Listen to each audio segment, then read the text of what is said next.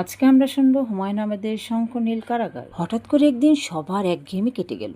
মনসুরের বাবা এক সন্ধ্যায় বেড়াতে এসে অনেক ভনিতার পর বাবাকে বললেন, আপনার মেয়ে রুনুকে যদি দেন আমাদের কাছে বড় খুশি হই। মনসুর নিজের খুব ইচ্ছে।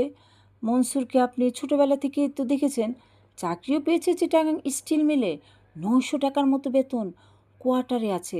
তাছাড়া আপনার মেয়েরও মনে হয় কোনো অমত নেই। বাবা সঙ্গে সঙ্গে রাজি হয়ে গেলেন। 12ই আশ্বিন বিয়ের দিন ঠিক হয়ে গেল। 1 মিনিটেই বদলে গেল সারাটা বাড়ি। বাবার সমস্ত অসুস্থতা কোথায় যে পালালো।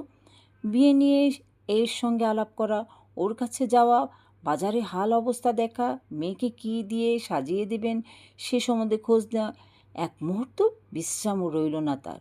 মন্টু তার বন্ধুদের নিয়ে এসে সারাক্ষণই হইচই করছে। গেট কোথায় হবে, ইলেকট্রিকের বাল্বে সাজানো হবে কি না, কাঠ কয়টি ছাপাতে হবে, নিমন্ত্রণের বাসাটি কীরকম হবে, এই নিয়ে তার ব্যস্ততা প্রায় সীমাহীন। রাবেয়াকে নিয়ে আমি কেনাকাটা করতে প্রায় প্রতিদিনই বেরিয়ে যাই। জুনুটা সারাক্ষণ আহ্লাদি করে বেড়ায়। শীতের শুরুতে ঠান্ডা আবহাওয়াতে এমনিতেই একটা উৎসবের ছোঁয়াচে থাকে। বিয়ের উৎসবটা যুক্ত হয়েছে তার সাথে। রুনো চাঞ্চল্য কমে গেছে, হইচই করার স্বভাবটা মুছে গেছে একেবারে। সারাদিন শুয়ে শুয়ে গান শুনে, একটু যে কোথাও যাবে আমাদের সঙ্গে কিংবা বাহিরে বারান্দায় এসে বসবে তাও নয়। দুপুরটা কাটায় ঘুমিয়ে ঘুমিয়ে। বড় ভালো লাগে দেখে যদি বলি, কী রে রুনু, বিয়ের আগে বদলে গেছিস দেখি। যাও দাদা, ভালো লাগে না। তো চিটাগাংয়ের বাড়িতে বেড়াতে গেলে খাতির যত্ন করবি তো? না, করব না, তোমাকে বাইরে দাঁড় করিয়ে রাখবো। রুনুর চোখ ছলছল করে। সারা শরীরে আসন্ন উৎসবের কী গভীর ছায়া। মনসুর দেখি প্রায়ই আসে।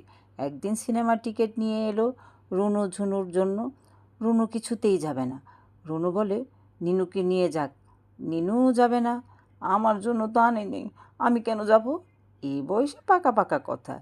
একদিন যে মনসুরের সঙ্গে হেসে হেসে সারা দুপুর গল্প করেছে, আজকে তার সাড়া পেলেই রুনু বন্দি হয়ে যায় নিজের ঘরে। রাবেয়া হেসে হেসে বলে, বেচারা বসে থাকতে থাকতে পায়ে ঝিঝি ধরিয়ে ফেলেছে। রুনু, যা বেচারাকে দর্শন দিয়ে আয়। থাকুক বসে, আমি যাচ্ছি না। কেন যাবি না?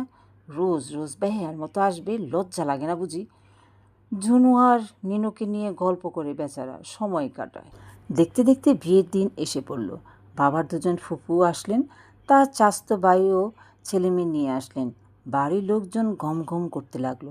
মন্টু কোত্থেকে একটি রেকর্ড প্লেয়ার এনেছে, সেখানে তার সুর রাত দিন আধুনিক গান হচ্ছে।